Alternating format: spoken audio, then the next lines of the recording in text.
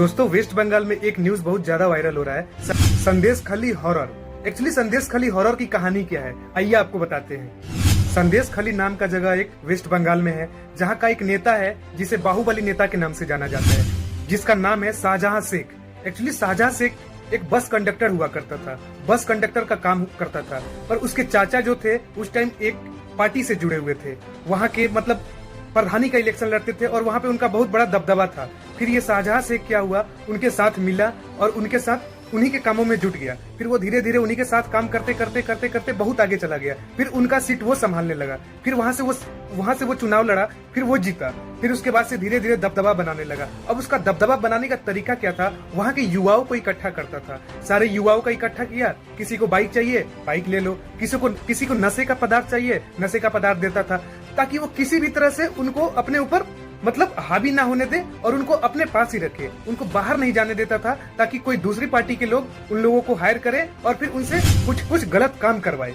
इसीलिए वो क्या करता था, उनकी जो भी जरूरतें थी उनका पूरा करता था। एक्चुअली क्या है कि वो बहुत तेज था, उसको पता था कि राजनीति कैसे करनी है। भले ही वो बस कंडक्टर था, लेकिन वो बचपन से ही तेज था।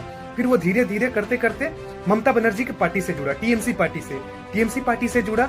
उसके बाद से उसे टिकट मिलने लगा, फिर वहां से इलेक्शन लड़ने लगा। और दोस्तों आपको बता दे, इलेक्शन वो ऐसे लड़ता था, उसके क्षेत्र से उसके अगेंस्ट कोई खड़ा नहीं होता था, डर से उसको मार देता था वो। इसीलिए वो वहां से मतलब सिंगल पीस इलेक्शन जीत जाता था, इतना उसका दबदबा था।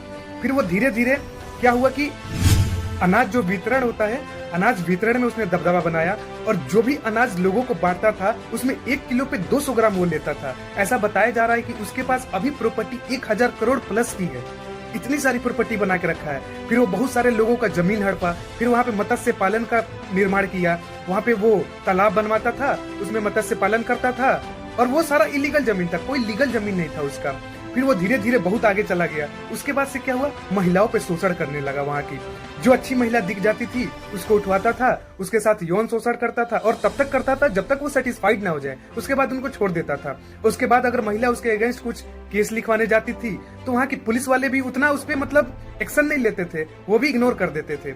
ऐसे ही चलता रहा।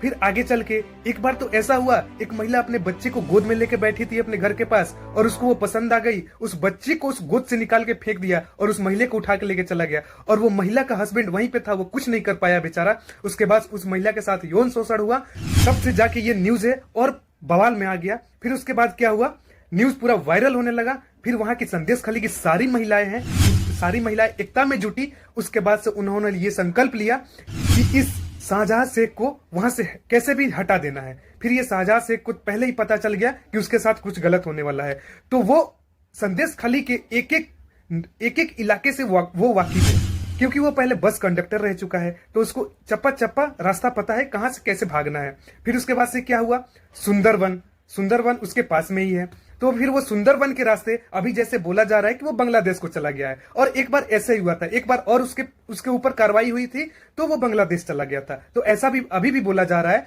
कि वो सुंदरवन के रास्ते बांग्लादेश चला गया है। लेकिन अगर ऐसे ही महिलाओं के साथ ये यौन शोषण होता रहा तो ये कितनी शर्म की बात है। और ममता बनर्जी वहां की सीएम उसके अगेंस्ट कुछ नहीं बोलती है और अभी तक उनका कोई बयान नहीं आया है कि उसके साथ क्या किया जाए। ये बहुत महिलाओं के साथ बहुत नाइंसाफ हो रहा है। और एक खुद सोचिए ना, ममता बनर्जी एक खुद महिला है और एक महिला का दर्द नहीं समझ पा रही है, और वो समझेगी भी कैसे, क्योंकि ममता बनर्जी अगर शादी की होती, अगर उनके बच्चे होते तो उनको माँ का फर्ज निभाने आता। उनको यही पता नहीं है माँ क्या होती है। किसी बच्चे की माँ को, उस बच्चे को फेंक के उसके साथ यौन शोषण हो रहा है। और ममता बनर्जी आप देख रही हो, आपको सब पता है।